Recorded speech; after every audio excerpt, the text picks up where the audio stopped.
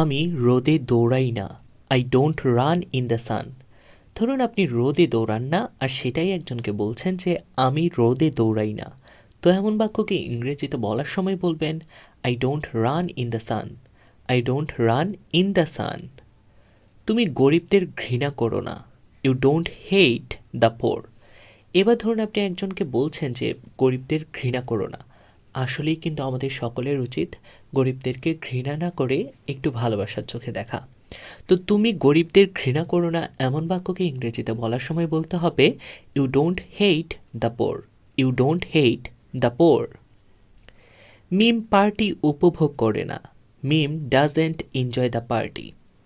এবার ধরুন মিম নামের একজন যে কিনা পার্টি একদমই পছন্দ করে না।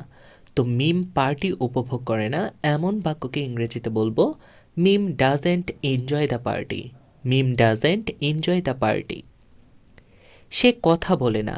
He doesn't talk. এবার ধরুন আপনার পরিচিত একজন যে কিনা কথা কম বলে, কথা বলে না। তো সে কথা বলে না এমন বাক্যকে ইংরেজিতে বলবো he doesn't talk. He doesn't টক। আমরা এখানে আসি না। We don't come here. ধরুন কোনো একটা জায়গা যেখানে আপনারা যান না, তো সেটাই আরেকজনকে জানাচ্ছেন যে আমরা এখানে আসি না। তো এমন বাক্যকে ইংরেজিতে বলবো we don't come here. We don't come here. সে খেলায় জয়লাভ করে না। He doesn't win the match. ধরুন একজন খেলা খেলে কিন্তু জিততে পারে না, তাই আপনি বলছেন যে সে খেলায় জয়লাভ করে না। তো এমন বাক্যকে ইংরেজিতে বলবো he doesn't win the match.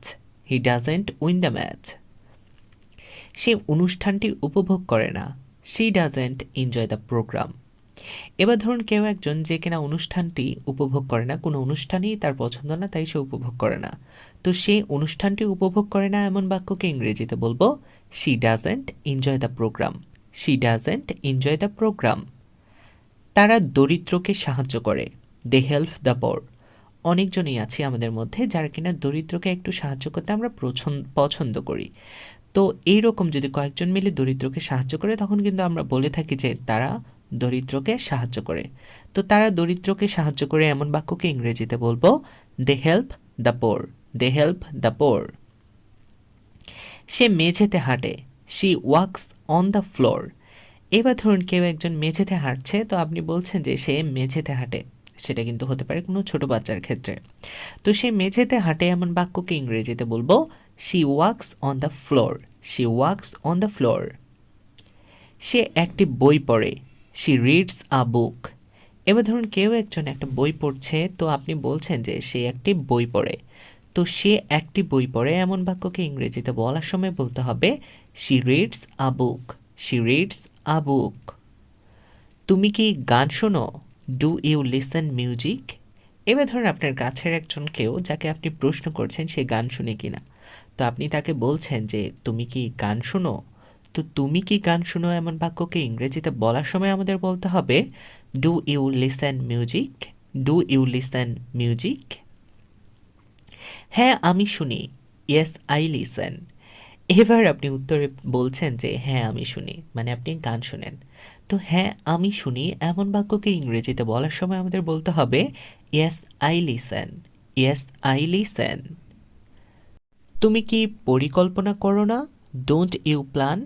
এবার ধরুন আপনার পরিচিত একজন যে কিনা পরিকল্পনা করে কি করে না সেটা সম্পর্কে আপনার কোনো ধারণাই নেই। তো আপনি তাকে প্রশ্ন করছেন যে তুমি কি পরিকল্পনা করো না? তো তুমি কি পরিকল্পনা করো না এমন বাক্যকে ইংরেজিতে বলবো don't you plan. Don't you plan. না আমি পরিকল্পনা করি না। No I don't plan. এবার আপনি যাকে প্রশ্ন করেছেন সে বলছে যে না আমি পরিকল্পনা করি না। তো না আমি পরিকল্পনা করি না এমন বাক্যকে ইংরেজিতে বলার সময় বলতে হবে no I don't plan. No I don't plan. তো আশা করছি আজকের আমার এই সহজ ছোট ক্লাসটি আপনাদের অনেক ভালো লেগেছে। আমার এই ছোট্ট ক্লাসটি যদি আপনাদের ভালো লেগে থাকে তাহলে সবার সাথে শেয়ার করতে ভুলবেন না। আমার চ্যানেলটিতে প্রথম এসে থাকলে অবশ্যই সাবস্ক্রাইব করবেন এবং লাইক কমেন্ট করার মাধ্যমে আপনার মন্তব্যটি জানাবেন। দেখা হচ্ছে পরবর্তী ক্লাসে। ততক্ষণ পর্যন্ত সবাই ভালো থাকুন, সুস্থ থাকুন। আল্লাহ হাফেজ।